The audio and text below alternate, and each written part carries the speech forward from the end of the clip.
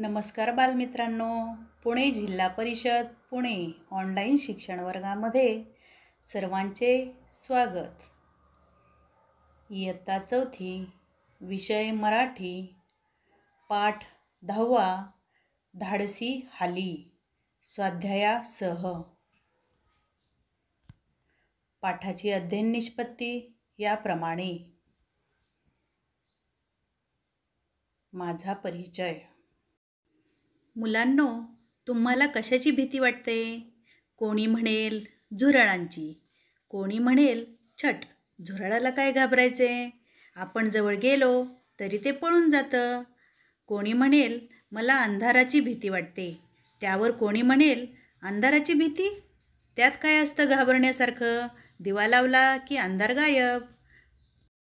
पण समजा तुम्हाला कोणी विचारलं की तुमच्यासमोर एखादा वाघ किंवा बिबट्या उभा आहे, तर तुम्हाला काय वाटेल? छे, वाघाला काय घाबरायचं, असं म्हणायची हिंमत कोणी करेल? नाही ना। पण आपण अशा एका मुलीला भेटणार आहोत की जी वाघाला घाबरून पळाली नाही, उलट तिने वाघापासून तिच्या बहिणीला वाचवले।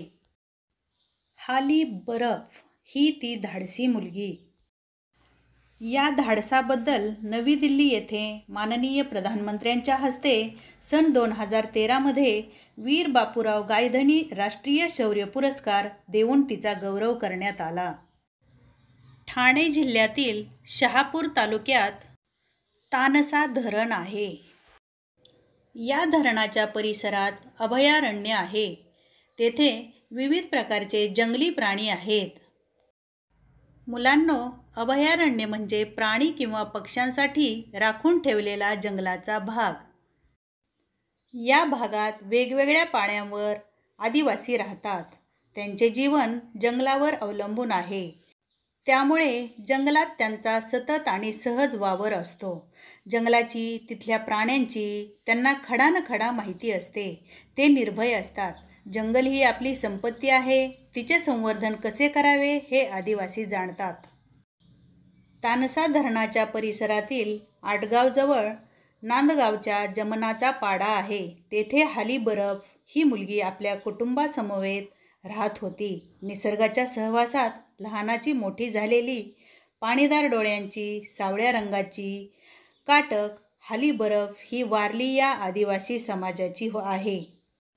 हालीचे वडील रघुनाथ हे रेल्वेत कामाला होते। एका अपघातात त्यांचा एक हात निकामी झाला। घरच्या गरिबीशी झुंज देणाऱ्या हालीने नेमके कोणते धाडस दाखवले? चला आपण तिच्याकडूनच ऐकूया। हालीची घेतलेली ही मुलाखत काळजीपूर्वक समजावून घ्या। तू जंगलात कशासाठी गेली होतीस? तुझ्यासोबत कोण होतं? लाकरा आणायला गेलतो। माझ्यासोबत माझी मोठी बहीण शकुंतला होती। पाठीमागशी बहिणीवर वाघानं हल्ला केला।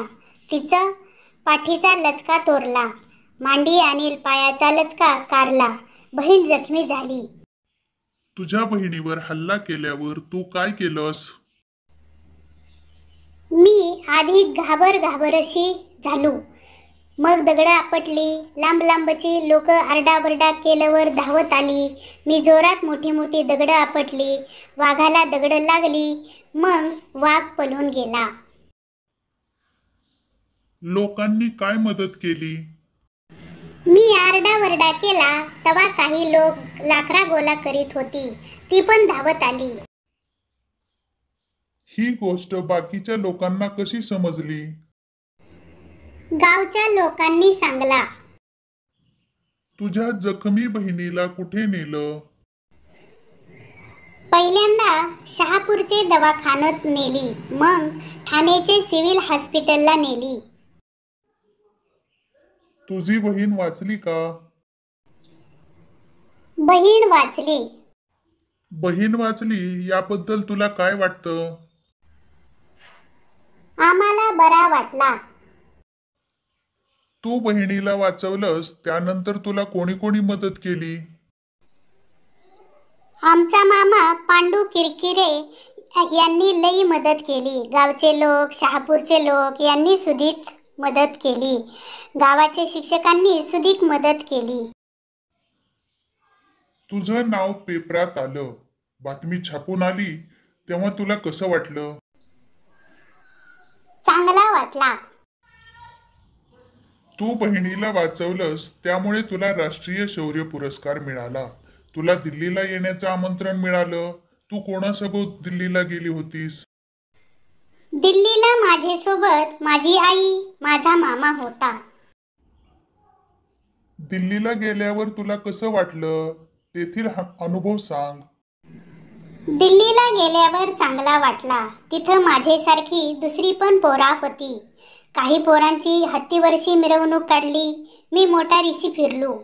चांगला खायला मिळाला, खेळायला मिळाला. 15 दिवस दिल्लीत होतो. तुला कोणाच्या हस्ते पुरस्कार देण्यात आला? मला प्रधानमंत्र्यांनी पुरस्कार दिला.